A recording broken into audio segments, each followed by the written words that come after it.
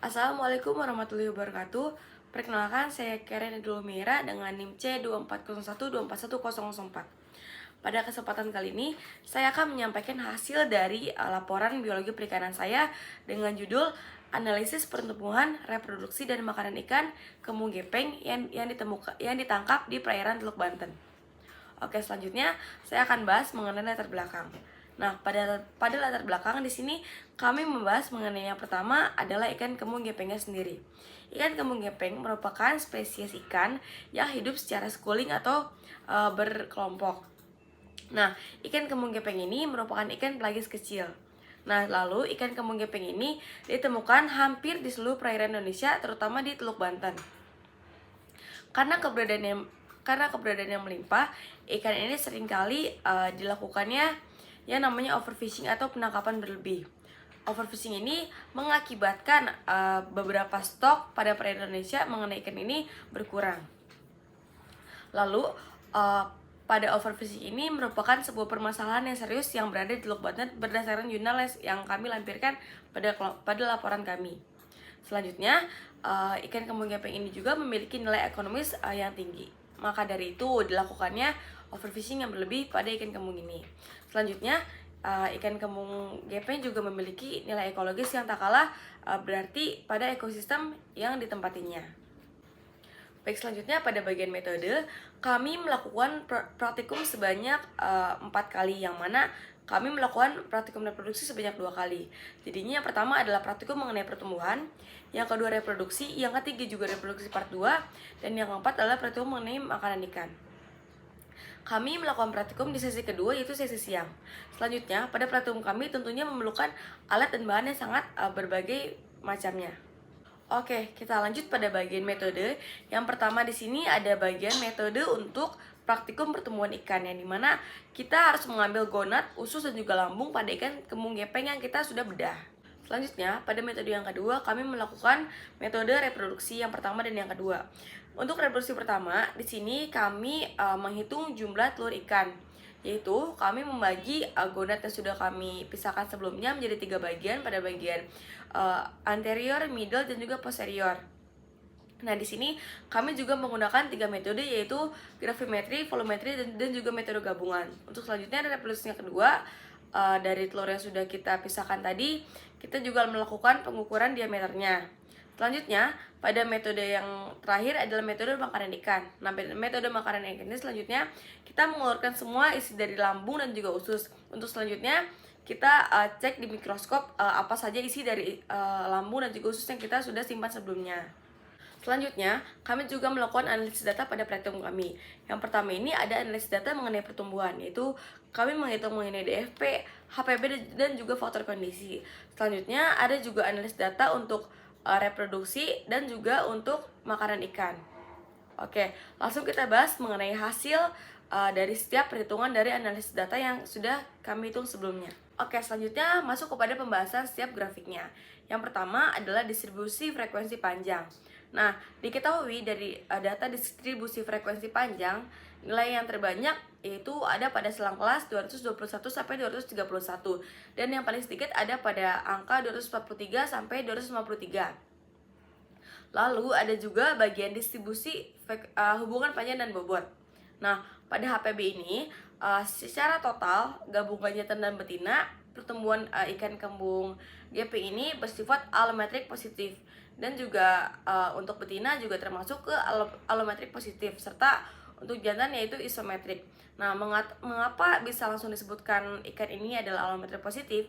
Karena setelah data yang kita ketahui bahwa pertumbuhan dari bobot itu lebih dominan dari panjang ikan pada total dan juga betina.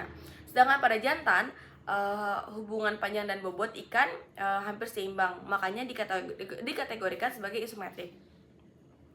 Lalu pada nilai FK, nah untuk bagian dari total dapat kita lihat di sini yang paling tinggi ada pada bulan Maret. Lalu untuk ikan jantan ada pada bulan Januari, dan juga ketahui juga untuk nilai FK dari ikan betina gabungan yang paling tertinggi ada di bulan Januari. Selanjutnya untuk nisbah kelamin, kita ketahui juga bahwa nisbah kelamin ini tergolong tidak seimbang. Lalu kita langsung bahas mengenai tingkat kematangan gonad atau TKG.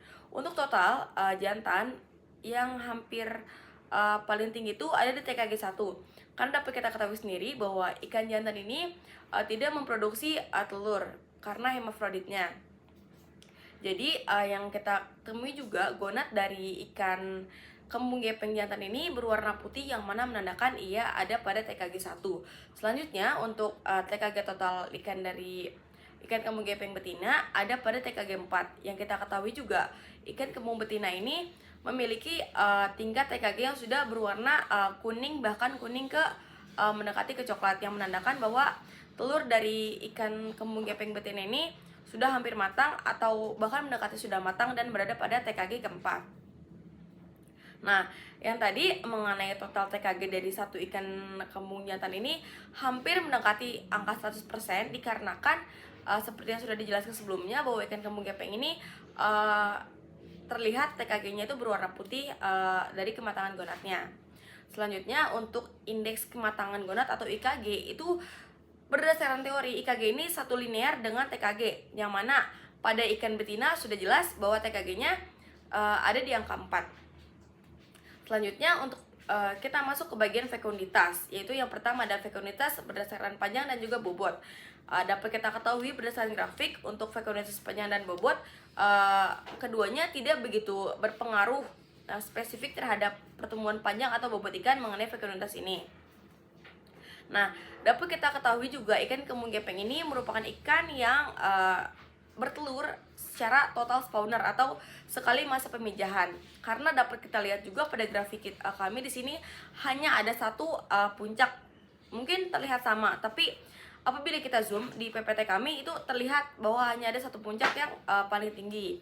Selanjutnya untuk kita bahas mengenai makanan ikan. Yang pertama, ikan kembung jantan ini makanan utamanya ada Nauplius, dan juga ikan kembung betina untuk makanan utamanya adalah Nitsgia. Lalu pada total ikan kembung gepeng gabungan baik jantan dan betina yang dominan makanannya adalah Nauplius. Selanjutnya kita bahas mengenai luas relung, yang mana tingkat pemilihan makanan dari ikan kembung jantan dan betina ini keduanya sama-sama selektif. Tapi dapat kita ketahui juga berdasarkan nilai tumpang tindihnya, yaitu tingkat antara keduanya tergolong rendah. Dan selain itu dapat kita ketahui juga ikan kembung gepeng ini merupakan ikan yang omnivora, cenderung ke karnivora. Oke, berdasarkan dari yang saya sudah bahas, saya juga memiliki kesimpulan dan juga saran yang perlu diterapkan. Nah, yang pertama mengenai kesimpulan, setelah itu dapat kita ketahui bahwa ikan kembung gepeng ini memiliki pertumbuhan yang cenderung ke allometric positif, yaitu di mana pertumbuhan bobotnya itu akan lebih cepat dibanding pertumbuhan panjangnya. Setelah itu dapat diketahui juga bahwa ikan kembung gepeng ini bersifat omnivora, yaitu pemakan segalanya namun cenderung ke karnivora. Selanjutnya mengenai ikan kembung gepeng jantan dan betina memiliki nilai tumpang tindih yang tidak begitu tinggi, yaitu karena si jantan ini dia memakan Nauplius dan juga si betina yang memakan Nitsgia, yang mana keduanya merupakan sebuah makanan yang berbeda. Maka dari itu makanan tingkat dari kompetisinya itu rendah. Selanjutnya ada juga saran dari apa yang sudah kami bahas.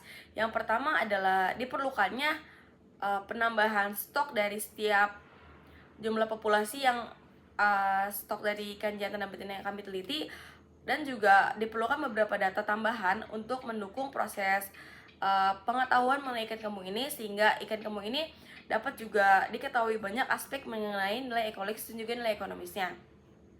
Mungkin sekian yang dapat saya sampaikan, kurang lebihnya mohon maaf. Terima kasih. Wassalamualaikum warahmatullahi wabarakatuh.